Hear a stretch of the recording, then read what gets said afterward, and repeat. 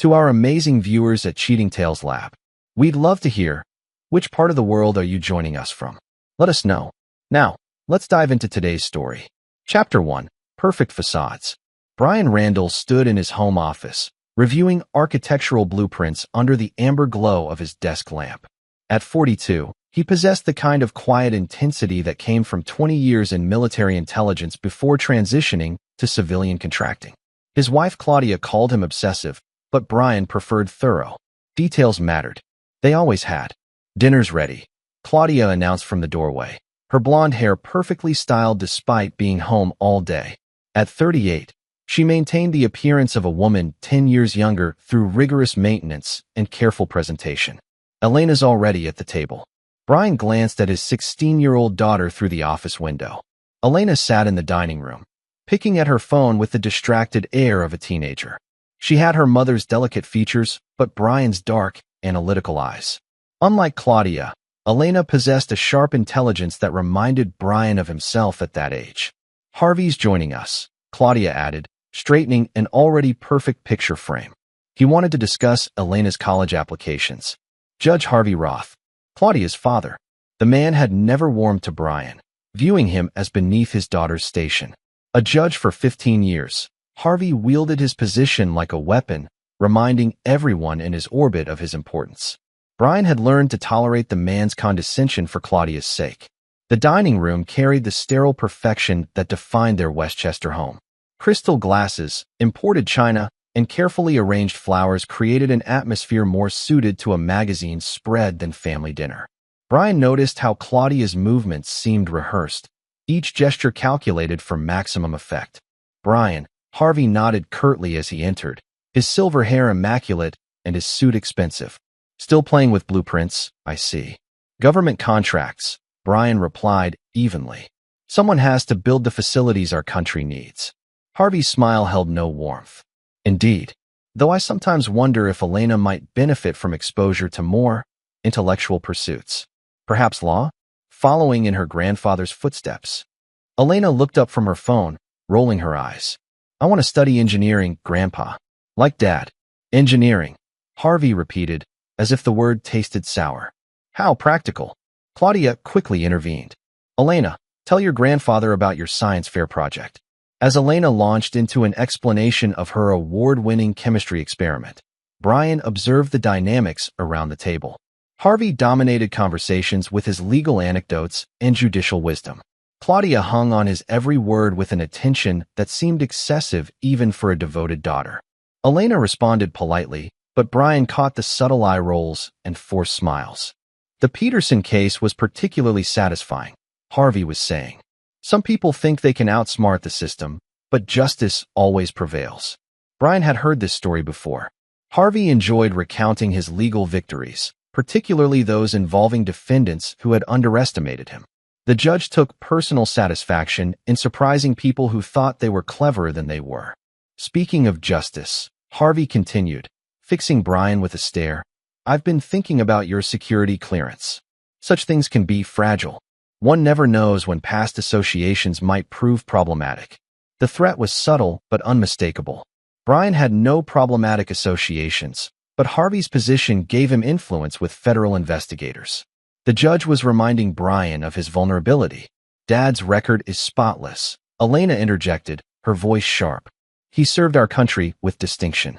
Harvey's expression softened when addressing his granddaughter. "Of course, dear.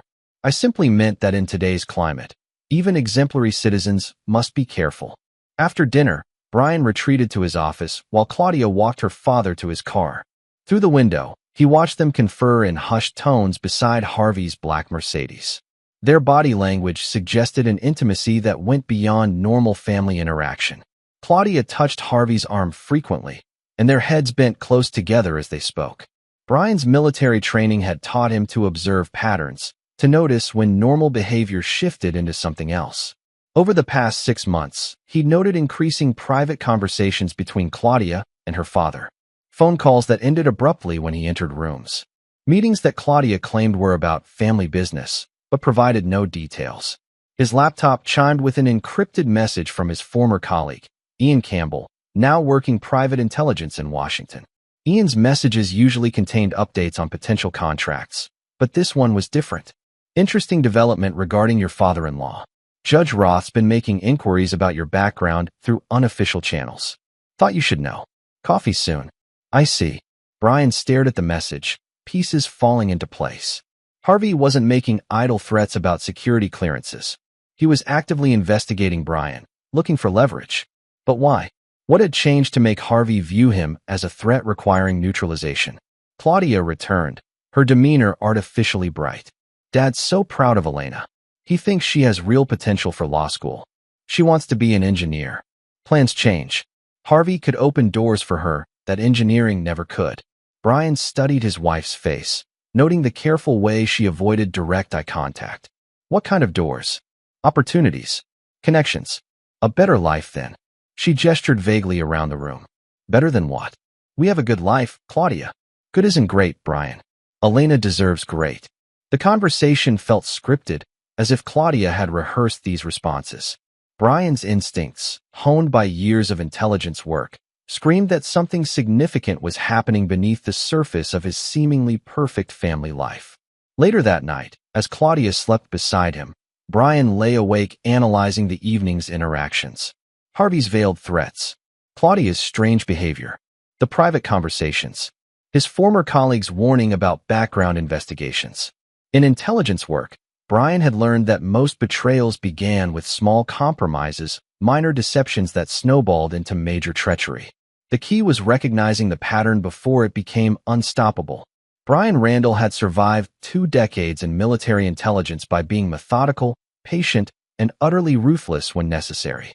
He'd learned to think several moves ahead, to anticipate his enemy's strategies before they fully formed them. Whatever Harvey and Claudia were planning, they had made one critical error. They'd underestimated him. Chapter 2. Shadows and Whispers. 3 weeks after the dinner with Harvey, Brian's suspicions crystallized into certainty. He'd been conducting discreet surveillance on his own family, using skills that felt rusty but remained sharp enough for the task at hand. Claudia's patterns had shifted dramatically. She claimed to have joined a book club that met every Tuesday and Thursday evening, but when Brian discreetly followed her, she drove to an upscale hotel downtown. Through the lobby windows, he watched her meet the same man repeatedly, Rodney Landry, a prominent defense attorney known for high-profile cases and an expensive lifestyle. Landry was everything Brian wasn't. Tall, theatrical, with silver-streaked hair and an easy charm that came from years of persuading juries. He wore suits that cost more than most people's monthly salary and drove a Porsche that matched his inflated ego. Brian photographed their meetings from a distance, noting the intimate nature of their interactions. Hand-holding across restaurant tables. Claudia's body language, leaning in, touching Landry's arm, laughing with an animation she hadn't shown at home in months. The affair itself wasn't surprising. Brian had sensed Claudia's growing dissatisfaction with their marriage, her desire for something more glamorous than a government contractor could provide. What puzzled him was Harvey's involvement. Using contacts from his intelligence days, Brian commissioned a deeper investigation into Landry's background. The report revealed interesting details. Landry specialized in cases involving federal contractors and government security issues. He'd represented several defendants in cases that touched Brian's industry. More significantly, Landry had a professional relationship with Judge Harvey Roth. They'd worked together on the Judicial Nominating Committee and shared membership in an exclusive club where federal judges and prominent attorneys networked. Brian began to see the outline of something larger than a simple affair. Landry and Harvey weren't just connected through Claudia. They had existing professional ties that predated her involvement with the attorney. Elena, meanwhile, remained oblivious to the undercurrents destroying her family. She focused on her senior year studies, college applications, and her part-time job at a local chemistry lab. Brian made sure to maintain normalcy in their relationship, helping with homework and attending her academic competitions. "Dad, is everything okay?" Elena asked one evening as they worked together on a calculus problem. "You seem different lately." Brian looked up from the textbook, meeting his daughter's concerned gaze. Elena had inherited his analytical mind and was too perceptive to fool completely. "Just work stress," he lied smoothly. "Government contracts can be complicated. Mom seems stressed too." And Grandpa Harvey's been calling a lot more than usual. Elena's observation confirmed Brian's suspicions about increased coordination between Claudia and her father. Whatever they were planning was accelerating. Has your mother said anything about their conversations? Elena shrugged. Just family stuff, she says. But sometimes I hear my name mentioned, so I guess they're discussing my college plans. Brian kept his expression neutral, but internally alarm bells rang. If Harvey and Claudia were discussing Elena in their private conversations, his daughter might be more than a peripheral concern in whatever scheme they were developing. That weekend, Brian used a family dinner as an opportunity to probe deeper. Harvey arrived with an unusual gift, an expensive tablet loaded with legal research software. For Elena's college preparation, Harvey announced grandly, "I've been thinking about her future, and I believe she should consider pre-law rather than engineering." Elena accepted the gift politely, but shot Brian a questioning look. They'd discussed her plans extensively, and she'd never expressed interest in law school. "That's very thoughtful, Harvey," Brian said carefully, though Elena's quite committed to her engineering goals. "Plans evolve," Harvey replied, his tone suggesting the matter was already decided. "I've spoken with admissions committees at several prestigious law schools. With my recommendation and the right preparation, Elena could have her choice of institutions." "I appreciate the gesture," Elena said diplomatically, "but I really do want to study engineering. I've already submitted applications to MIT and Stanford." Harvey's face darkened slightly. "Those applications can be withdrawn. With my connections, far better opportunities await." The conversation continued in that vein, with Harvey becoming increasingly insistent about Elena's legal career while she politely but firmly maintained her preferences. Claudia supported her father's position with an enthusiasm that seemed forced. Brian watched the dynamic with growing unease. Harvey wasn't simply expressing grandfather's wishes. He was applying pressure as if Elena's compliance was crucial to some larger plan. After dinner, while Claudia and Harvey huddled in another private conversation, Elena approached Brian in his office. "Dad, I don't want to go to law school. Grandpa Harvey's being really pushy about it, and Mom's acting strange. What's going on?" Brian considered how much to reveal. Elena was mature for her age and deserved honesty, but full disclosure might put her in danger if his suspicions proved correct. "Your grandfather has strong opinions about what's best for you," Brian said finally. "But the decision is yours, not his. It feels like more than that. Like they're planning something I don't know about." Elena's intuition was proving as sharp as her intellect. Brian made a decision that would prove crucial in the weeks ahead. "Elena, I want you to be very careful around your grandfather and even your mother for a while. Don't discuss your college plans, your activities, or anything personal with them. Can you do that for me?" His daughter studied his face with the same intensity Brian brought to analyzing threats. "You think something bad is happening. I think something complicated is happening. And until I understand what it is, I want you protected." Elena nodded solemnly. "Okay, Dad. I trust you." That trust would soon be tested in ways neither of them could imagine. Brian spent the following week implementing enhanced security measures around Elena. He modified her phone to send location updates, arranged for discreet surveillance during her commute, and coordinated with the chemistry lab, where she worked to monitor her activities. His precautions proved prescient. On Thursday evening, while Claudia was supposedly at book club, Brian received an alert that Elena's phone had been turned off during what should have been her routine drive home from work. 20 minutes later, Claudia called with panic in her voice. "Brian, something terrible has happened. Elena's been arrested." Chapter 3. The Perfect Crime. The police station felt like a bureaucratic maze designed to frustrate and intimidate. Brian arrived to find Elena in an interrogation room, still wearing her lab coat and looking utterly bewildered. Through the observation window, he watched Detective Ron Norman questioning his 16-year-old daughter about charges that made no sense. "She's accused of manufacturing methamphetamine," Claudia explained, her voice carrying precisely the right mixture of shock and maternal concern. Apparently, they found evidence at her workplace. Brian studied his wife's performance. Claudia's distress appeared genuine, but he'd learned not to trust appearances where she was concerned. What kind of evidence? Chemical residue, precursor materials, equipment that had been modified for drug production. The detective said Elena had been using the lab after hours to cook meth. The accusation was both sophisticated and absurd.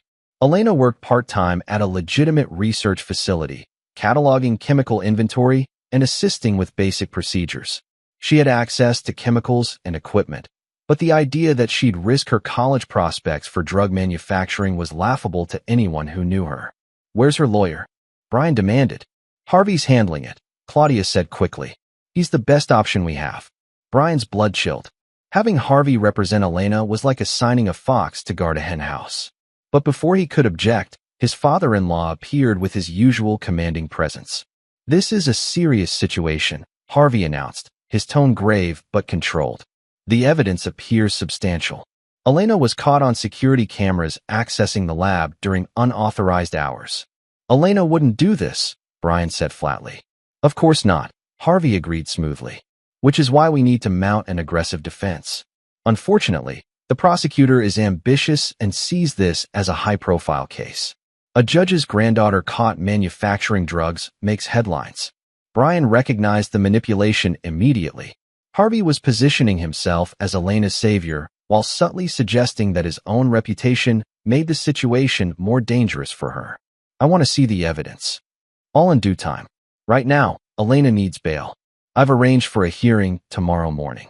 Can't we get her released tonight?" Harvey shook his head solemnly. "The charges are too serious. She'll have to spend the night in juvenile detention. But I assure you, she'll be safe." That night, Brian didn't sleep. He spent hours analyzing the situation from every angle, applying intelligence training to deconstruct what had happened to his daughter. The timing was suspicious. Elena's arrest coincided with increased pressure about her college plans and Harvey's growing insistence on directing her future. The charges were serious enough to derail her academic prospects, but specific enough to suggest someone with inside knowledge of the lab's operations. Most concerning was Harvey's immediate availability to handle Elena's defense. For a federal judge to personally represent his granddaughter in a criminal case was highly unusual, potentially even inappropriate. But it gave Harvey complete control over Elena's legal strategy. The bail hearing the next morning felt choreographed. Harvey presented Elena as a confused teenager who'd made a terrible mistake under peer pressure. The prosecutor, a young woman named Teresa Henderson, argued that the evidence was overwhelming and requested significant bail given the severity of the charges. "Your Honor," Harvey addressed Judge Ronnie Donovan, "my granddaughter is a straight A, a student with no prior record. She poses no flight risk and has strong family support. I personally guarantee her appearance at all future proceedings." Judge Donovan, clearly uncomfortable with the unusual situation of a federal judge appearing as defense counsel, set bail at $50,000. Brian paid immediately, wanting Elena home regardless of the financial cost. But Elena's release came with strict conditions. She was ordered to surrender her passport, remain within the county, and submit to weekly drug testing. Most significantly, she was prohibited from having any contact with anyone from the chemistry lab where she'd worked. "This is insane," Elena said during the drive home. "Dad, I never made drugs. I don't even know how to make drugs. Why would they think I did this?" Brian met her eyes in the rearview mirror. "Someone wants you to look guilty. The question is why." Over the following days, Brian conducted his own investigation into Elena's case. Using his security contacts, he accessed the lab's surveillance footage and discovered something interesting. The cameras showed Elena entering the building during unauthorized hours, but the timestamps were wrong. The footage had been edited to create a false timeline. More disturbing, the chemical evidence supposedly found at Elena's workstation included substances she'd never handled in her legitimate duties. Someone had planted evidence and manipulated video to frame his daughter for a crime she couldn't have committed. Brian's investigation led him to a shocking discovery. Rodney Landry had represented the lab's previous owner in a federal case involving improper disposal of hazardous chemicals. Landry had intimate knowledge of the facility's operations, security systems, and chemical inventory. The picture became clearer.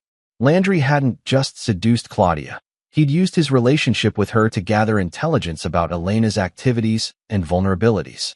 Harvey hadn't coincidentally become available to represent Elena. He'd been planning to control her defense from the beginning. But why frame Elena for drug manufacturing? What did they gain by destroying a 16-year-old's future? The answer came during another family dinner, this one notably tense despite Harvey's attempts at normalcy. I've been reviewing Elena's case, Harvey announced, and I believe we should consider a plea bargain. Brian set down his fork carefully. A plea bargain for a crime she didn't commit.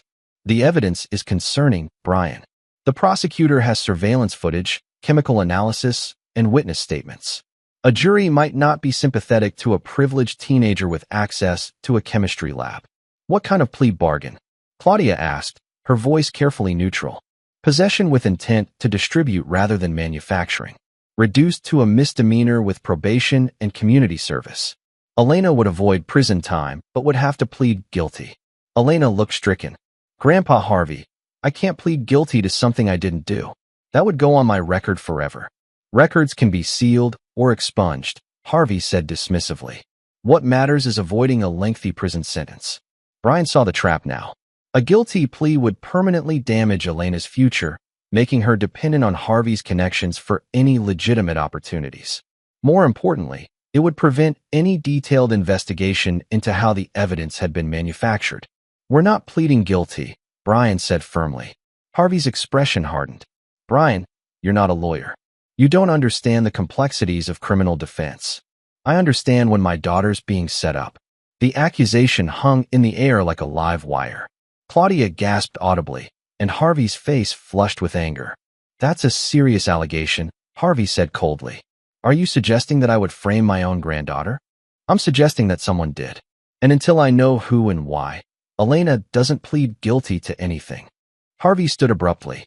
Perhaps you need time to consider what's best for Elena. Criminal trials can be unpredictable. Evidence sometimes emerges that changes everything. The threat was unmistakable. Harvey was warning Brian that resisting the plea bargain would result in worse consequences for Elena.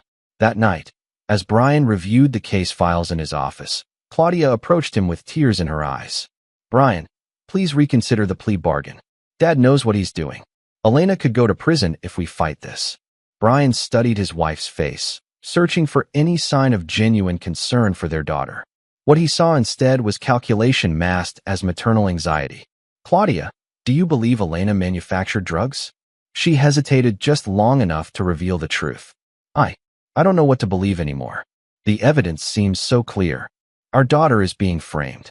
The question is whether you're going to help me prove it or continue supporting your father's scheme. Claudia's mask slipped slightly. What scheme? Dad's trying to help Elena. By pressuring her to plead guilty to a crime she didn't commit?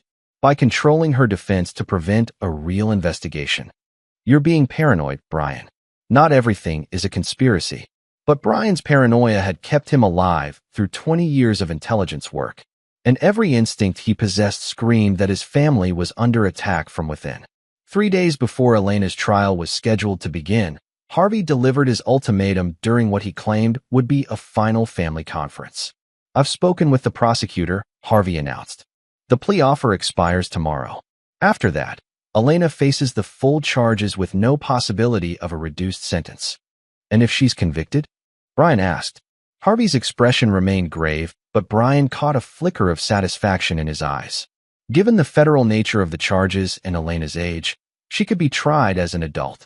10 to 15 years in federal prison. Elena went pale. 15 years? It's possible, Harvey confirmed. Which is why the plea bargain is so important. Probation versus prison, Elena. The choice seems obvious.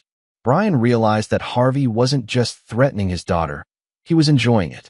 The judge was savoring the power he held over Elena's future, the fear he was instilling in a 16-year-old girl. We need time to discuss this as a family, Brian said. Time is a luxury Elena can't afford, Harvey replied. The decision must be made tomorrow. After Harvey left, Brian found Elena in her room, staring at college brochures she'd probably never get to use. Dad, I can't go to prison. I can't plead guilty. What do I do? Brian sat beside his daughter, the weight of her trust both humbling and terrifying. Elena, I need you to trust me completely. Can you do that? She nodded without hesitation. Tomorrow, when Harvey asks you to accept the plea bargain, I want you to refuse. No matter what anyone says, no matter how scared you get, refuse the plea. But what if I go to prison? Brian met her eyes with absolute conviction. You won't. I promise you that. Elena studied his face with the same intensity she brought to her chemistry experiments. Whatever she saw there seemed to reassure her. Okay, Dad. I trust you. Brian hoped that trust wouldn't prove misplaced. Because tomorrow, he was going to start a war that would either save his daughter or destroy them all. Chapter 4. The Gathering Storm. The morning of Elena's plea deadline, Brian woke before dawn with the clarity that came from making irrevocable decisions. Today would determine whether his family emerged intact or whether the enemies within would complete their destruction of everything he'd built. Elena sat at the breakfast table, picking at her cereal with nervous energy. She'd barely slept, but her resolve remained firm. Claudia fluttered around the kitchen with artificial cheer, preparing for what she clearly expected to be Elena's capitulation. "Remember, sweetheart," Claudia said, adjusting Elena's collar unnecessarily. "Grandpa Harvey knows best. This plea bargain will let you move on with your life." Elena glanced at Brian, who gave an almost imperceptible shake of his head. "I'm not ready to make that decision yet." Claudia's smile faltered slightly. "Elena, we discussed this. The deadline is today." "I know what the deadline is, Mom." The drive to Harvey's office was tense. Brian used the time to review his contingency plans, ensuring he hadn't overlooked any variables. In intelligence work, successful operations required backup strategies for every possible scenario. Harvey's law office occupied the top floor of a prestigious downtown building, its mahogany-paneled walls lined with photographs of the judge posed with politicians and celebrities. The man's ego was on full display, but Brian was more interested in the security features he'd noted during previous visits. "Elena," Harvey began without preamble, "I need your decision about the plea bargain. The prosecutor is waiting for my call." Elena straightened in her chair, channeling the composure Brian had taught her. "I can't plead guilty to something I didn't do, Grandpa." Harvey's face darkened with genuine anger. "Elena, you're being foolish. The evidence against you is overwhelming." "What evidence?" Brian interjected. "I'd like to review the prosecution's case files." "The evidence speaks for itself," Harvey replied coldly. "Security footage, chemical analysis, witness statements. Elena was caught red-handed manufacturing methamphetamine. Then let's go to trial and let a jury decide." Harvey stood abruptly, his judicial composure cracking. "Brian, you're gambling with your daughter's future. If Elena is convicted, she'll be sentenced as an adult. Federal prison, not some juvenile facility." "You seem very confident about the conviction," Brian observed. "I understand criminal law better than you do.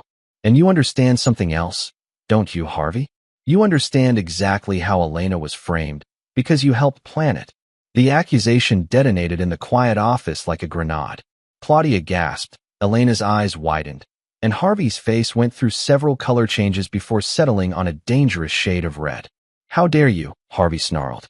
"I'm trying to save Elena from her own stupidity." "No," Brian said calmly.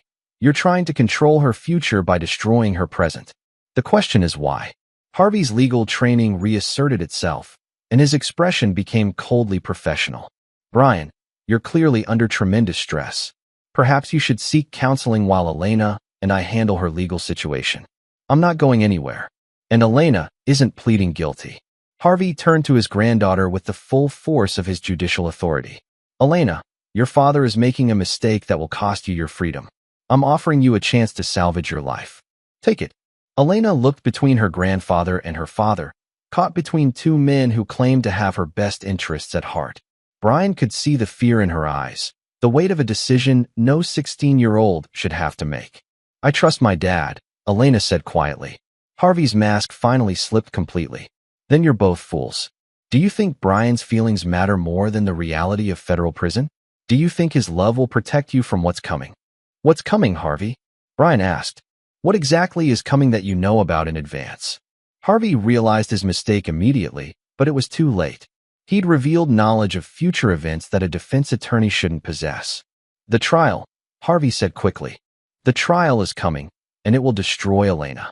But Brian had caught the slip, and more importantly, so had Elena. His daughter was smart enough to recognize when someone had revealed more than they intended. "Grandpa," Elena said slowly, "how do you know what's going to happen at my trial?" Harvey recovered his composure with effort. "Experience, dear. 40 years in the legal system teaches you to recognize certain patterns." Brian stood, decision made. "We're leaving. Elena, get your things." "Brian, don't do this," Claudia pleaded. Dad's trying to help. Your father is trying to manipulate Elena into accepting a conviction for a crime she didn't commit. The question is why you're helping him. Claudia's face went pale. I'm not helping anyone do anything. I just want what's best for Elena. Then support your daughter's innocence instead of your father's scheme. As they prepared to leave, Harvey delivered his final threat with the cold precision of a man accustomed to wielding power. Brian, if Elena doesn't accept the plea bargain today, I can guarantee that the prosecution will pursue the maximum penalty. Federal prison, adult sentencing, no possibility of appeal. Your stubborn pride will cost Elena her life. Brian paused at the door, his back to Harvey. That sounds like more than legal advice, Harvey. It sounds like inside knowledge. It sounds like reality. Brian turned to face his father-in-law directly. Harvey, you've made one critical mistake in all of this. What mistake? You've assumed that I'll allow you to destroy my daughter without consequences. Harvey's expression shifted from anger to something approaching caution. For the first time in their relationship, he seemed to recognize that Brian might be more dangerous than he'd calculated. Are you threatening a federal judge? I'm making a promise to Elena's grandfather. Touch my daughter, and I'll end you. The threat hung in the air as Brian and Elena left the office. In the elevator, Elena finally spoke. Dad, Grandpa Harvey seems to know things about my case that he shouldn't know. Like he's been involved from the beginning.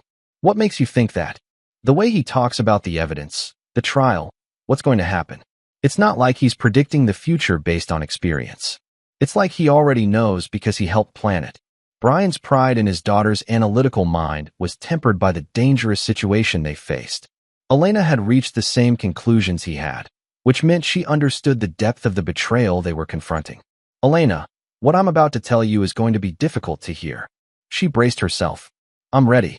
Your mother is having an affair with Rodney Landry, the defense attorney. Your grandfather has been coordinating with both of them to frame you for drug manufacturing.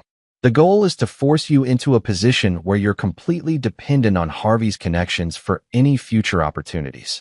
Elena absorbed this information with the same methodical approach she brought to chemistry problems. So they're not trying to help me. They're trying to control me. Exactly. But why? What do they gain by ruining my life? Brian had been wondering the same thing. The obvious answer was control, but there had to be something deeper driving such an elaborate scheme. I think, Brian said carefully, that your grandfather sees you as a threat somehow. Something about your potential, your independence, your relationship with me makes him want to neutralize you. Elena considered this. Or maybe it's not about me at all. Maybe I'm just a way to get to you. Her insight was startling in its clarity. Brian had been so focused on protecting Elena that he'd missed the possibility that she was being used as a weapon against him. What do you mean? Think about it, Dad. Grandpa Harvey has never liked you. Mom's been acting weird for months. Now suddenly I'm facing federal charges that could destroy my future and make our family completely dependent on Grandpa's help. Maybe the real target isn't me. Maybe the real target is me. Elena nodded. And maybe everything that's about to happen is designed to break you. Brian realized his daughter had identified the true scope of the conspiracy. Elena's frame-up wasn't just about controlling her future. It was about destroying Brian's ability to protect his family and resist Harvey's dominance. Elena, if you're right, then what's coming next is going to be worse than we imagined. How much worse? Brian thought about Harvey's confidence, Claudia's increasing distance, and the sophisticated nature of the evidence manufactured against Elena. This wasn't a simple family dispute. It was a coordinated attack designed to achieve total victory. Much worse. But Elena, I need you to remember something important. What? I've never lost a war. And I'm not starting with this one. Chapter 5, The Art of War. Brian's home office had transformed into a war room. Maps, photographs, financial records, and surveillance equipment covered every surface. For the past week, since refusing Harvey's plea bargain, Brian had been conducting the most important intelligence operation of his career. Elena found him there at midnight, surrounded by the tools of his former profession. She'd been unable to sleep, anxiety about her approaching trial keeping her awake despite her faith in her father's promises. Dad, what are you doing? Brian looked up from a computer screen displaying financial transactions. Learning who I'm really fighting. Elena studied the scattered documents, recognizing some names and faces from family gatherings. This looks like you're investigating our own family. I am.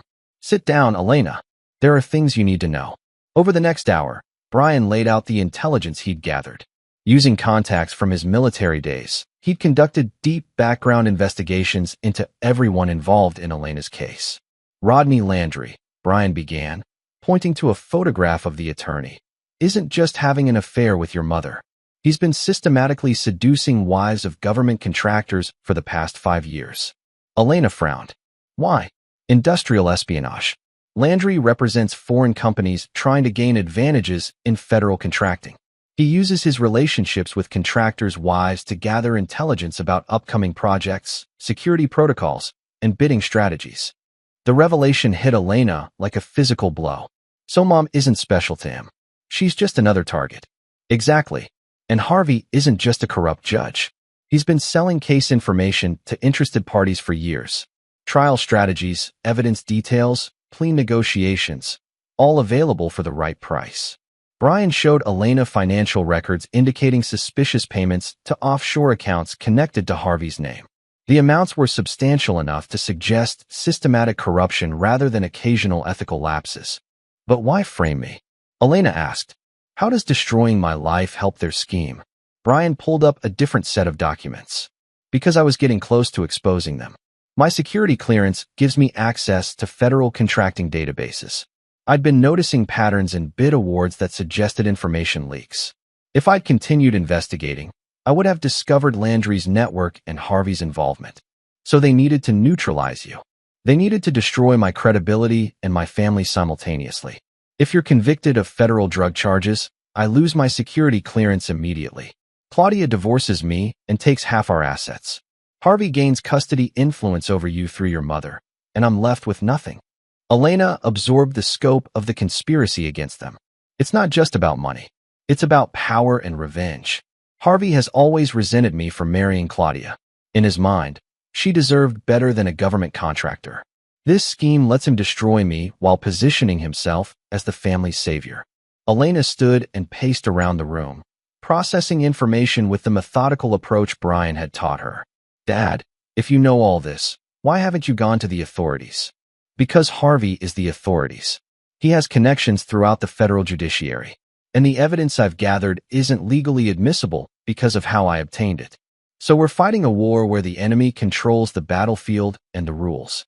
Brian smiled grimly at his daughter's tactical assessment. Exactly. Which means we have to change the game entirely. How? Brian pulled out a final folder, this one containing detailed surveillance photographs and technical equipment specifications. By giving them exactly what they think they want. Over the next 2 hours, Brian outlined his strategy. It was complex, risky, and required Elena to play a role that would test her courage and intelligence to their limits. You want me to appear to break down and accept the plea bargain? I want you to appear to realize that your father can't protect you from Harvey's power. Tomorrow, you're going to call your grandfather and tell him you've changed your mind. Elena looked skeptical. Won't that just give them what they wanted all along? No, because the plea bargain isn't their real goal. They want complete psychological dominance over both of us. Harvey wants me to watch helplessly as my daughter's life is destroyed by forces I can't control. So if I cave in, they'll want to push further. Exactly. Harvey will escalate, demanding more concessions, more control, more humiliation. And when he does, he'll reveal the full scope of his network and his methods. Elena understood the strategy, but worried about the execution. Dad, what if something goes wrong? What if I actually end up in prison? Brian met her eyes with absolute conviction. Elena, I've spent 20 years in intelligence work.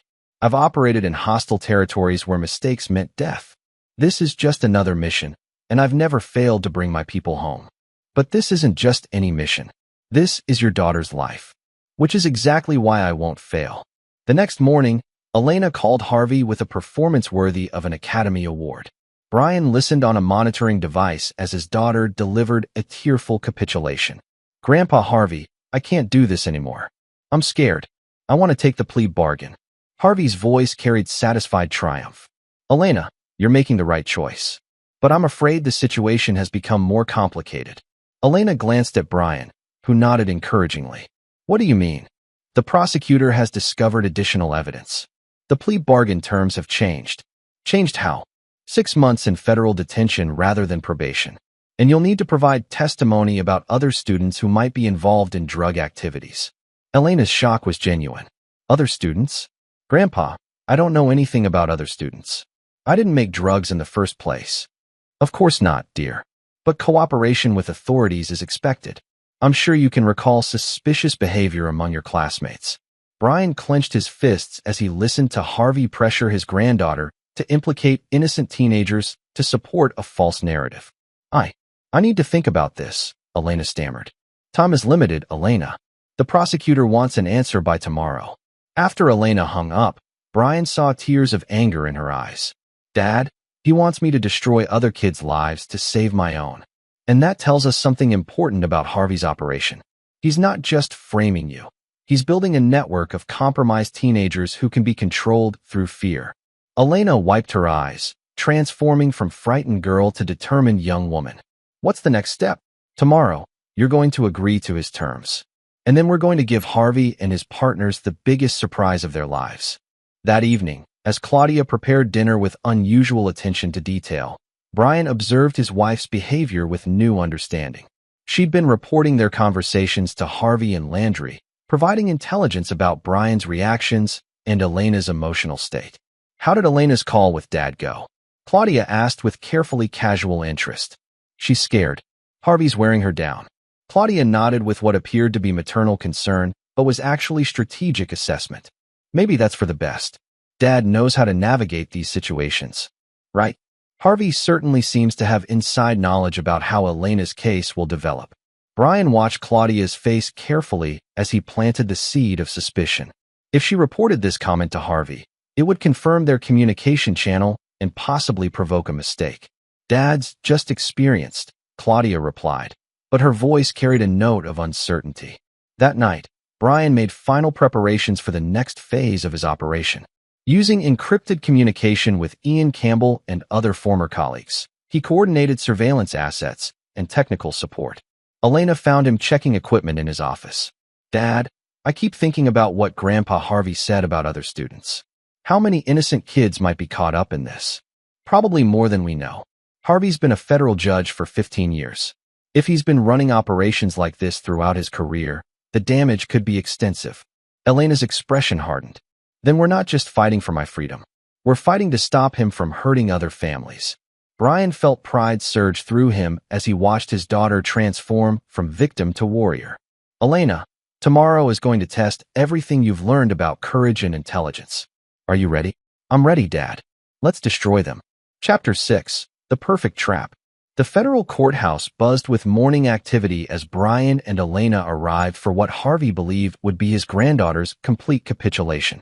Brian had spent the previous night making final preparations, ensuring every recording device, surveillance asset, and communication channel was operational. Elena wore a conservative dress that made her look younger and more vulnerable, an image calculated to encourage Harvey's overconfidence. She'd practiced her role extensively, learning to project defeat while maintaining internal strength.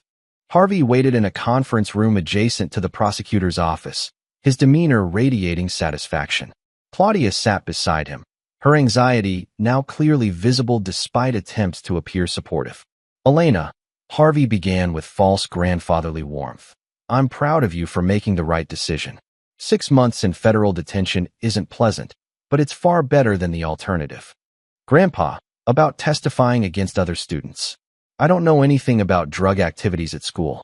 Harvey's expression became coldly instructional. Elena, cooperation with law enforcement requires flexibility. Sometimes we must recall details that initially seemed unimportant. Brian watched his daughter process the judge's instruction to fabricate evidence against innocent teenagers.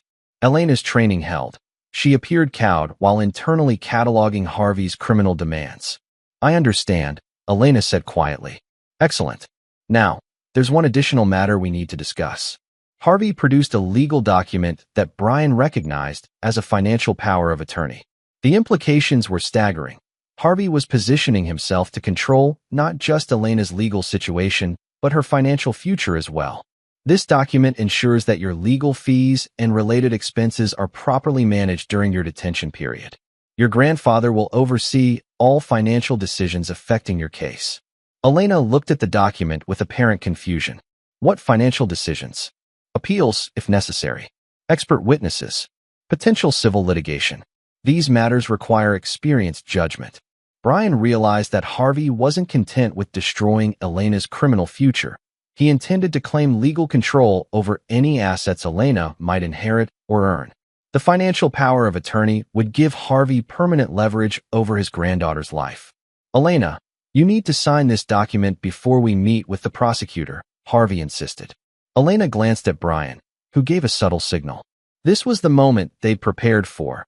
Harvey's demand for complete legal control revealed the true scope of his scheme. Grandpa, I don't understand why I need to sign this.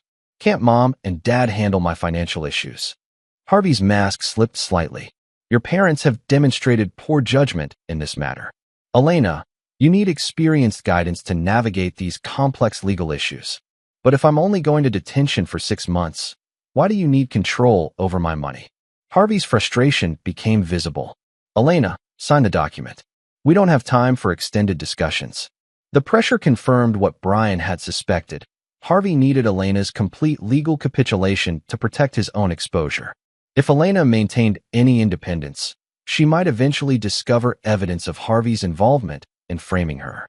Elena picked up the pen with apparent resignation, then paused. Grandpa, can I ask you something? What? How did you know I'd be at the lab during those specific times when the security cameras caught me? The question detonated like a precision explosive. Harvey's face went through several color changes as he realized Elena had identified a crucial flaw in their fabricated timeline. The security footage shows when you were there. But you mentioned those specific dates before anyone showed you the security footage. You told Mom and Dad about my unauthorized lab access before the police had even analyzed the evidence. Brian watched Harvey struggle to recover from Elena's devastating observation. His daughter had identified proof of Harvey's prior knowledge that could only come from involvement in planning her frame-up. Elena, you're confused about the timeline, Harvey said weakly. No, Grandpa. I remember exactly what you said and when you said it. You knew details about evidence before that evidence was supposedly discovered. Claudia looked between her father and her daughter with growing alarm. Dad, what is Elena talking about? Harvey's judicial composure cracked completely. Elena, sign the document now. This conversation is over. I don't think I should sign anything until I understand how you knew information you shouldn't have known. Harvey stood abruptly, his face flushed with anger and fear. Elena, you will sign this document, accept the plea bargain, and provide testimony about other students' drug activities. This is not a negotiation. Elena met her grandfather's rage with calm determination. No, Grandpa, I won't sign anything, and I won't lie about other students. Then you'll go to federal prison for 15 years, Harvey snarled, abandoning all pretense of concern for his granddaughter. Maybe, but at least I'll go with my integrity intact. Brian had never been prouder of another human being. Elena had faced down a corrupt federal judge with courage that would have impressed seasoned intelligence operatives. Harvey turned his fury on Brian. This is your doing. You've poisoned Elena against her own family. I've taught Elena to recognize when she's being manipulated by people who claim to love her. You think you're clever, Brian? You think you can outmaneuver the federal justice system? I think you've made mistakes that are about to cost you everything. Harvey's eyes narrowed dangerously. What mistakes? Brian smiled with cold satisfaction. The mistake of underestimating your enemy. The mistake of assuming your position makes you untouchable. And the mistake of threatening my daughter. Are you threatening me again? No, Harvey. I'm explaining why you've already lost. As if on cue, Brian's phone buzzed with a text message from Ian Campbell. Package delivered.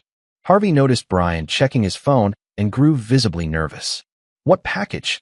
The package containing evidence of your criminal conspiracy to frame Elena, your years of corruption on the federal bench, and your coordination with Rodney Landry's industrial espionage network. Harvey went pale. You're bluffing. Ask Rodney. He should be receiving a similar package right about now. Claudia finally spoke, her voice small and frightened. Brian, what's happening? Justice, Claudia. Something your father hasn't seen in years. Harvey pulled out his phone with shaking hands, presumably to contact Landry. Whatever response he received made his face go ashen. You can't prove anything, Harvey said desperately. I can prove everything. Financial records, communication intercepts, surveillance footage, testimony from other victims of your schemes. 20 years of intelligence work taught me to be very thorough. Elena watched her grandfather's collapse with a mixture of satisfaction and sadness. Grandpa, why did you do this to me? Harvey looked at his granddaughter with something approaching genuine emotion for the first time in months.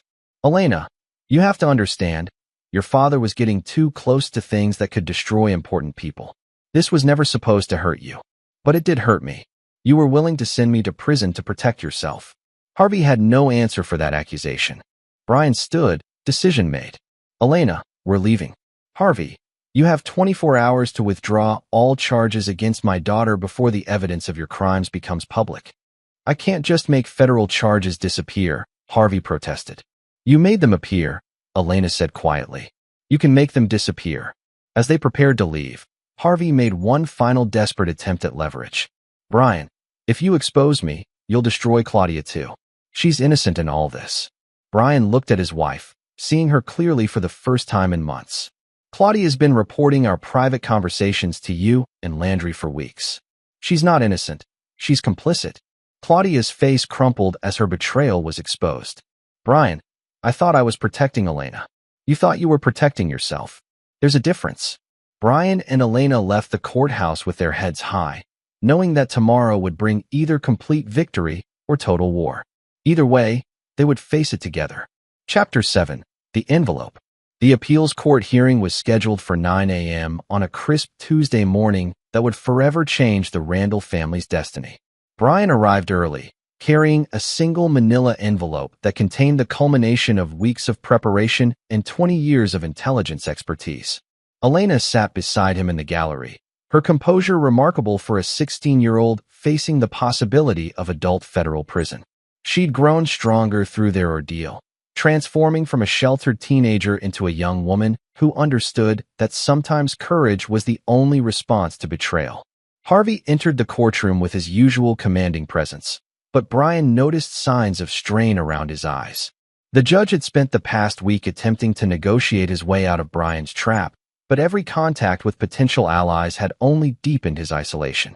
Claudia arrived separately, taking a seat across the aisle from Brian and Elena. She avoided eye contact with her family, her face bearing the weight of choices that had led to this moment. The three-judge appeals panel entered precisely at 9 o'clock. Judge Anthony Fields presided, flanked by Judges Agnes Bishop and Teresa Henderson. Brian had researched all three extensively, confirming their reputations for integrity and thoroughness. We're here to review the case of Elena Randall, Judge Fields announced. I understand there are new developments in this matter. Harvey rose with practiced confidence. Your Honors, the defendant wishes to withdraw her appeal and accept the original plea bargain. The evidence against her remains overwhelming. Judge Fields looked surprised. Is this correct, Ms. Randall? Elena stood with dignity that commanded the courtroom's attention. No, Your Honor. I'm innocent of all charges, and I believe I can prove it. Harvey's face flushed with anger. Your Honor, the defendant is a minor who has been influenced by her father's misguided advice. The plea bargain remains in her best interest. Your Honor, Brian interrupted, rising from his seat. I have evidence that fundamentally changes this case. Judge Fields studied Brian carefully. You're not an attorney, Mr. Randall. What evidence could you possibly present to this court? Brian held up the manila envelope. Evidence of a criminal conspiracy to frame my daughter, manipulate federal court proceedings, and obstruct justice. The courtroom fell silent. Harvey's face went pale, while Claudia covered her mouth in shock. That's a serious allegation, Judge Fields said carefully. What specifically are you claiming? I'm claiming that Judge Harvey Roth, in coordination with defense attorney Rodney Landry, manufactured evidence against my daughter as part of a broader scheme involving judicial corruption and industrial espionage. Harvey shot to his feet. Your Honor, this is outrageous. Mr. Randall is making desperate accusations to avoid his daughter's conviction. Judge Fields raised his hand for silence. Mr. Randall, these are extraordinary claims. Do you have evidence to support them? Brian approached the bench and handed Judge Fields the envelope. Everything is documented in detail, Your Honor. As Judge Fields opened the envelope, Brian began his presentation with military precision. Your Honor, the evidence shows that Elena's arrest was orchestrated using falsified security footage, planted chemical evidence, and perjured testimony. The timing of her frame-up corresponds directly to my investigation into federal contracting irregularities that would have exposed Judge Roth's corruption. Judge Fields examined the documents with growing alarm. These are serious allegations. Judge Bishop, Judge Henderson, please review these materials as well. As the three appeals judges studied Brian's evidence, Harvey made a fatal mistake. He attempted to approach the bench to object to the documentation. Your Honor, Mr. Randall obtained this alleged evidence through illegal surveillance. It should be inadmissible. Judge Fields looked up sharply. Judge Roth, how do you know how this evidence was obtained? Harvey realized his error immediately. I assumed that any evidence gathered by a private citizen would be questionable. But you seem to know specifically that surveillance was involved. How would you know that unless you were familiar with Mr. Randall's investigative methods? Elena watched her grandfather struggle to recover from his slip with a mixture of sadness and satisfaction. Harvey's expertise in manipulation was failing him when he needed it most. Judge Henderson spoke for the first time. These financial records show payments from offshore accounts to Judge Roth over a period of several years. Judge Roth, do you have an explanation for these transactions? Harvey's face went through several color changes. Those records could be fabricated. Anyone with computer skills could create false financial documents. Actually, Brian interjected, those records were obtained directly from federal banking databases by investigators with proper legal authority. They're authenticated and admissible. Judge Fields continued reading, his expression growing darker. Mr. Randall, this documentation suggests a pattern of corruption involving multiple cases and defendants. Are you alleging that Judge Roth has been systematically manipulating federal court proceedings? Yes, Your Honor. And I have testimony from other victims who were coerced into false confessions to protect Judge Roth's network. At this revelation, Harvey abandoned all pretense of judicial dignity. This is a conspiracy against me. Brian Randall is a disgruntled contractor who's fabricating evidence to destroy my reputation. Judge Fields studied Harvey with the cold assessment of a jurist recognizing a colleague's fall from grace. Judge Roth, your emotional response is noted. However, the evidence presented appears substantial and credible. Brian continued his presentation. Your Honor, the evidence also shows that Elena was specifically targeted because my security clearance gave me access to information that could expose this corruption network. Destroying Elena's future was designed to neutralize my ability to investigate further. Elena finally spoke, her voice clear and strong. Your Honor, my grandfather threatened to have me sent to adult prison for 15 years if I didn't plead guilty to crimes I didn't commit. He also demanded that I falsely testify against other students to support his fabricated case. The courtroom erupted. Harvey shouted denials while Claudia sobbed openly. Court security moved to restore order as the judges conferred in hushed tones. Judge Fields called for silence. Given the extraordinary nature of these allegations and the substantial evidence presented, this court is suspending all proceedings against Elena Randall pending a full federal investigation into these matters. Harvey made one final desperate attempt. Your Honor, you can't simply accept the word of a disgruntled family member over a federal judge with 15 years of distinguished service. Judge Henderson responded with icy precision. Judge Roth, we're not accepting anyone's word. We're examining documented evidence of criminal behavior. The fact that you've attempted to pressure a minor into false testimony is particularly disturbing. Brian felt Elena's hand squeeze his arm as they watched Harvey's world collapse in real time. Justice was finally asserting itself after months of manipulation and threats. Furthermore, Judge Fields continued, we're referring this matter to the FBI for immediate investigation. Judge Roth, you are hereby suspended from all judicial duties pending the outcome of that investigation. Harvey's legs seemed to give out, and he collapsed into his chair. The man who had terrorized his granddaughter with threats of federal prison was facing that same prospect himself. Claudia approached Brian and Elena as the courtroom cleared. Brian, I'm sorry. I thought Dad was protecting Elena. I didn't understand what he was really doing. Brian studied his wife's face, searching for genuine remorse among the calculated performance. Claudia, you reported our private conversations to Harvey and Landry for weeks. You helped them manipulate Elena's emotional state and anticipate my responses. I was scared. Dad said Elena would go to prison if we didn't cooperate. Elena spoke quietly but firmly. Mom, you chose to believe Grandpa Harvey's lies instead of trusting Dad's promise to protect me. That choice broke our family. Claudia's tears appeared genuine, but Brian had learned not to trust his wife's emotional displays. What happens now? Now you decide whether you want to be part of Elena's future or part of Harvey's past, Brian replied. As they left the courthouse, Elena asked the question that had been weighing on both their minds. Dad, what about Mom? What happens to her? Brian considered his answer carefully. Elena, your mother made choices that helped Harvey nearly destroy your life. Those choices have consequences. Do you think she was really scared, or was she part of the plan from the beginning? I think your mother was weak when she should have been strong, and selfish when she should have been protective. Whether that makes her a victim or a collaborator is something she'll have to live with. Elena nodded thoughtfully. I don't think I can forgive her easily. You don't have to forgive her at all. Forgiveness is earned, not demanded. As they walked toward their car, Brian's phone buzzed with a text from Ian Campbell. Landry arrested 2 hours ago. Harvey's network is unraveling fast. Your move, checkmate. Brian showed Elena the message. It's over, sweetheart. You're free. Elena smiled for the first time in weeks. We're both free, Dad. They underestimated us. They underestimated you, Brian corrected. I knew they were dangerous. But watching you face down Harvey with courage and intelligence, that surprised even me. I learned from the best. Brian felt pride surge through him as he watched his daughter walk with her head high, unbroken by the forces that had tried to destroy her. Elena had emerged from their ordeal stronger and wiser, while her tormentors faced federal prison and public disgrace. The war was over, and Brian Randall never lost a war. Chapter 8, The Reckoning. 6 months after Harvey's arrest, Brian stood in his redesigned office, now cleared of surveillance equipment and war room materials. The space had returned to its original purpose, architectural planning and government contracting. But the man who occupied it had been fundamentally changed by the battle for his daughter's freedom. Elena entered carrying college acceptance letters, her face glowing with the satisfaction of vindication.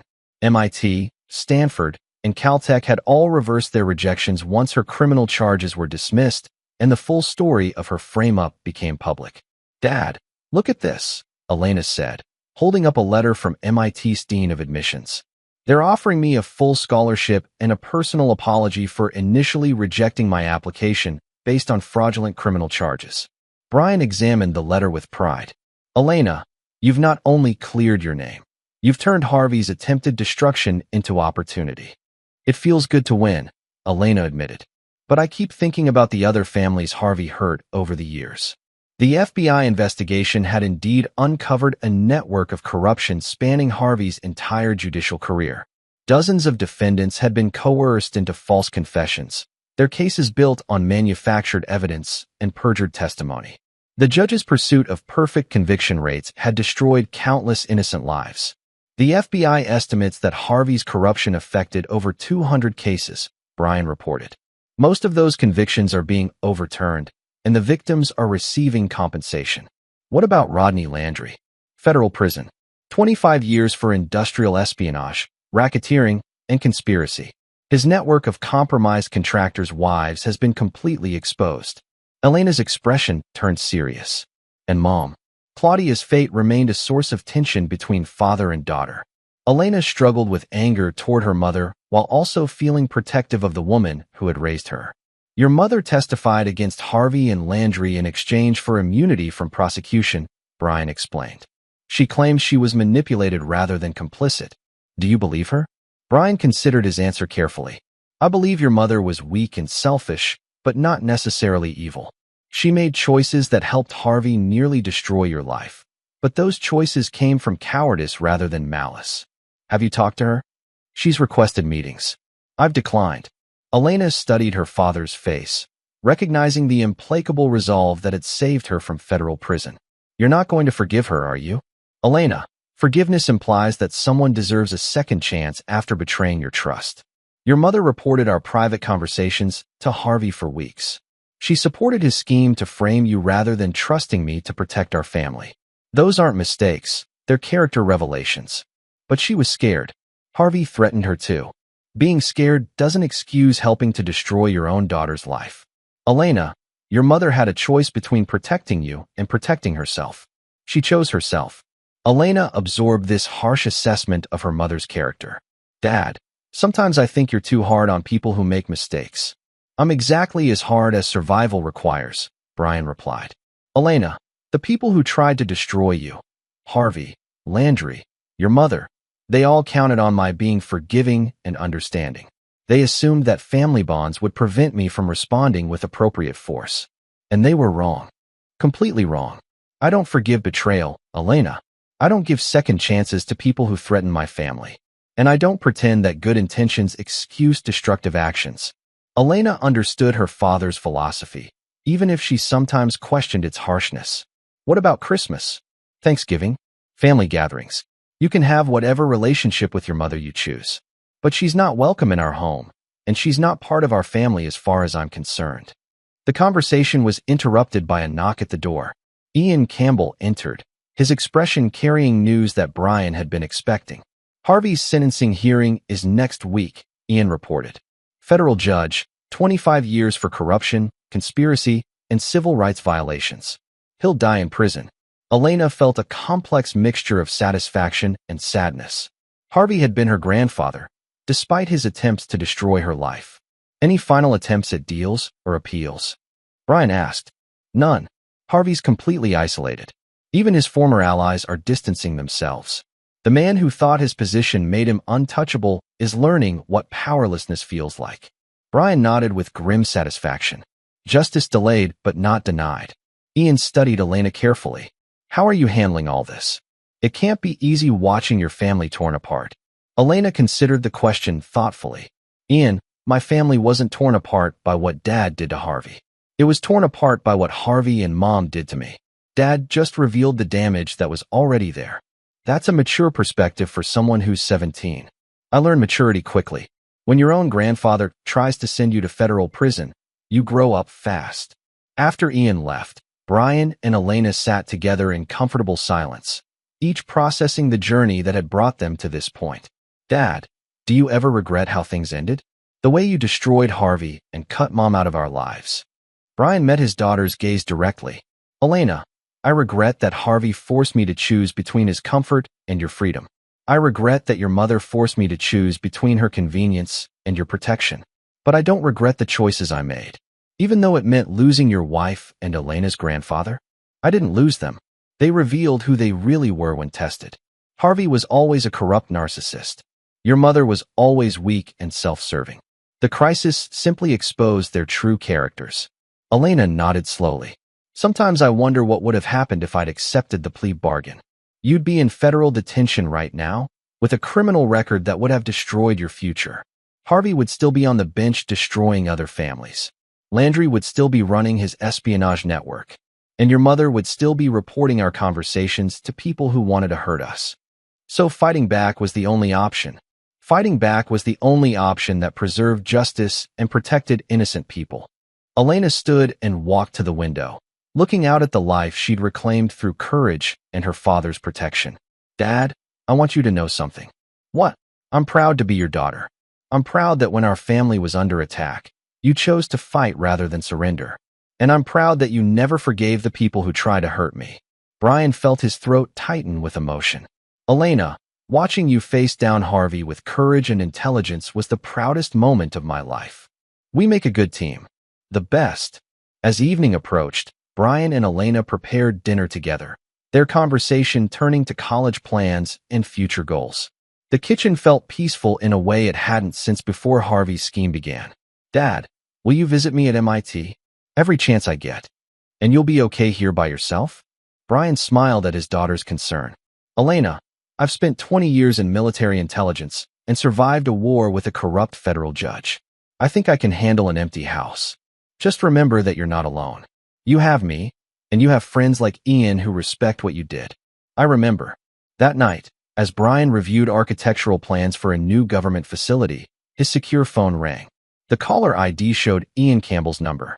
Brian, interesting development. Claudia's attorney called. She wants to meet with you to discuss reconciliation. Brian's expression hardened immediately. Tell her attorney that I'm not interested in reconciliation with someone who helped frame my daughter.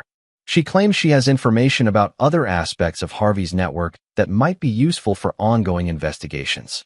Then she can provide that information to the FBI. I don't need to hear it from her. Ian paused. Brian, are you sure?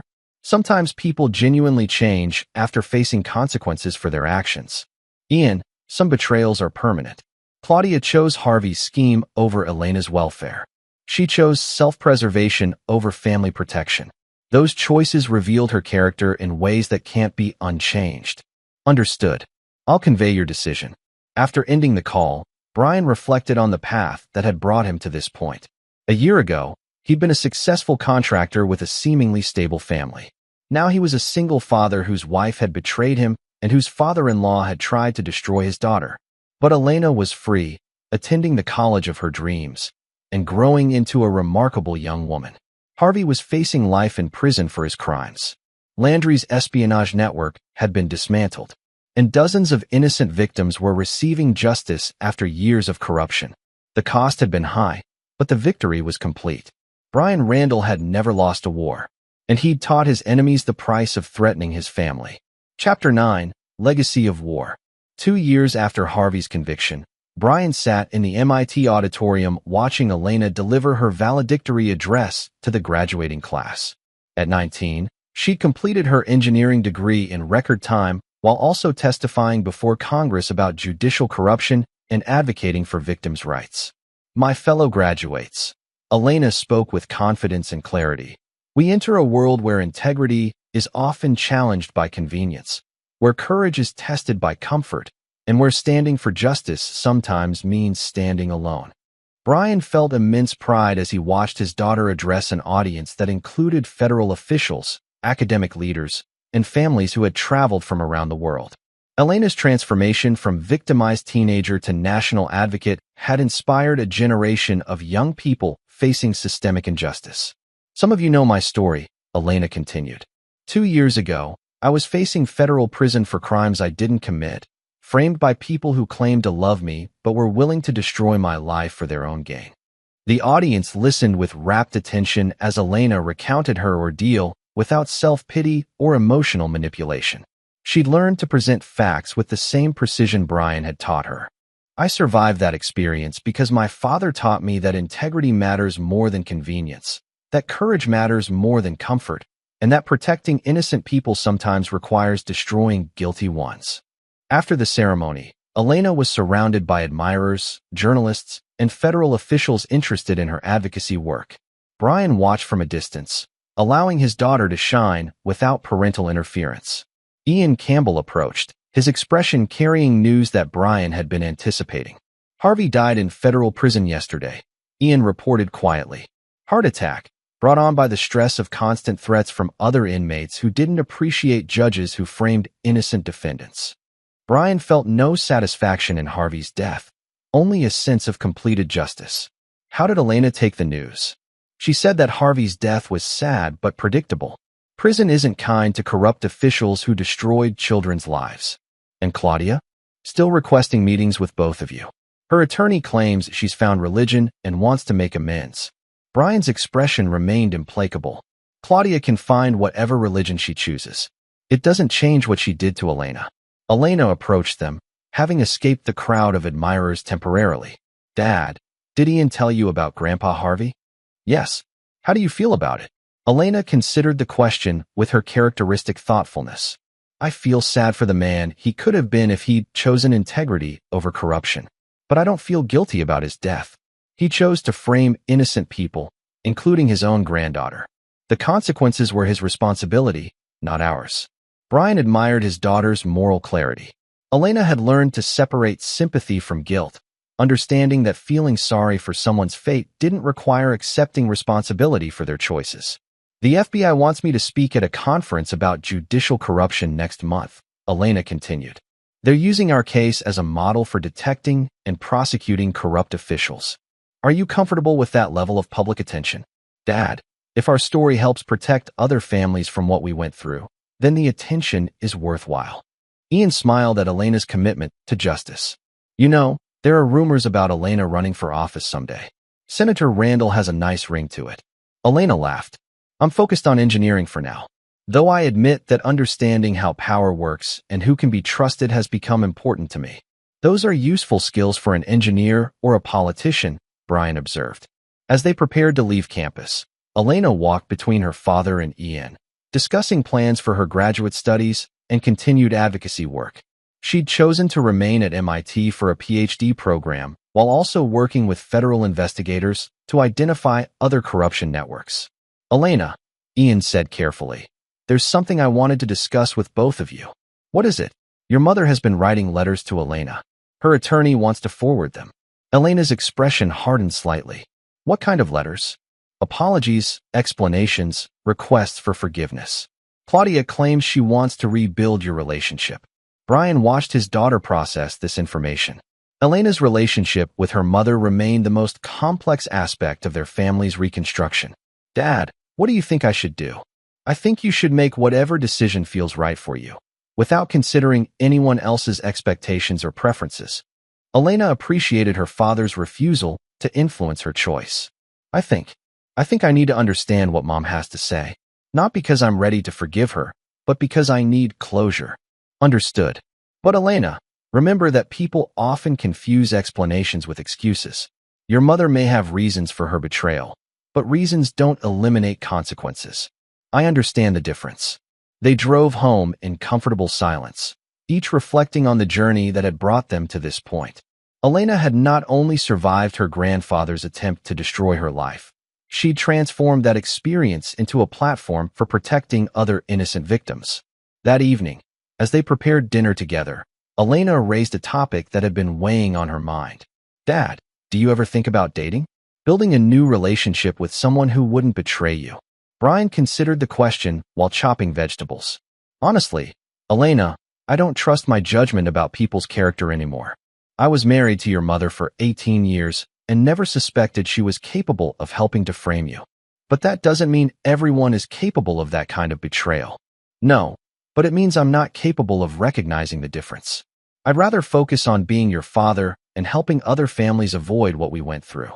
Elena nodded thoughtfully. Sometimes I worry that Harvey and Mom's betrayal made you too hard, too unwilling to trust anyone. Elena, being hard kept you out of federal prison. Being unwilling to trust prevented further betrayals. Those aren't character flaws, they're survival adaptations. But what about happiness? What about companionship and love? Brian smiled at his daughter's concern for his emotional welfare. Elena, watching you grow into a remarkable young woman brings me more happiness than any romantic relationship ever could. And knowing that you trust me completely is worth more than any companion's affection. You're avoiding the question. I'm answering it honestly.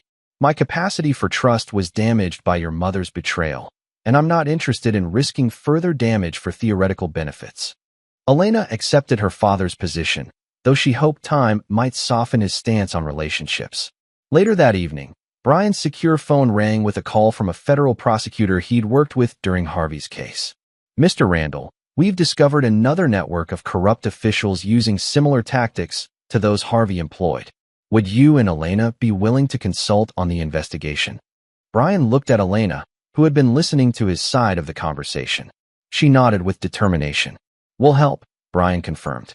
No other family should go through what we experienced. After ending the call, Elena smiled at her father with genuine affection. Dad, we're becoming professional corruption fighters. There are worse careers. True, and we're very good at it. Brian reflected on the irony of their situation. Harvey's attempt to destroy Elena had instead created two formidable advocates for justice who were now helping to dismantle corruption networks across the federal system. Elena, do you ever regret the way things turned out? The way our family was destroyed and rebuilt? Elena considered the question carefully. Dad, I regret that Harvey and Mom were the kind of people who could betray their own family. But I don't regret learning who they really were, and I don't regret fighting back when they attacked us. Even though it cost us relationships with them, those relationships were built on lies and manipulation. Destroying them revealed the truth, which is always better than comfortable deception. Brian admired his daughter's wisdom. At 19, Elena possessed more emotional intelligence and moral clarity than many adults achieved in a lifetime. As they prepared for bed, Elena stopped at her father's office door. Dad, thank you for protecting me when everyone else failed. Elena, protecting you was the easiest decision I've ever made.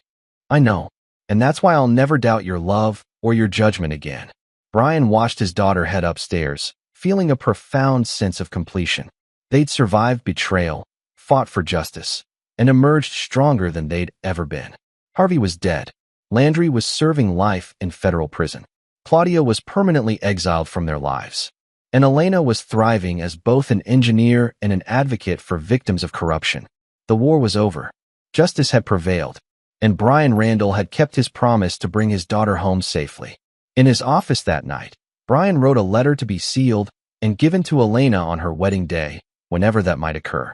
Elena, by the time you read this, you'll be starting a new chapter in your life with someone who loves and respects you.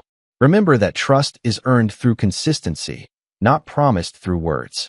Choose a partner who would fight for you the way I fought for you, who would sacrifice for you the way I sacrificed for you, and who would never ask you to compromise your integrity for their convenience. You survived the worst betrayal imaginable and emerged stronger.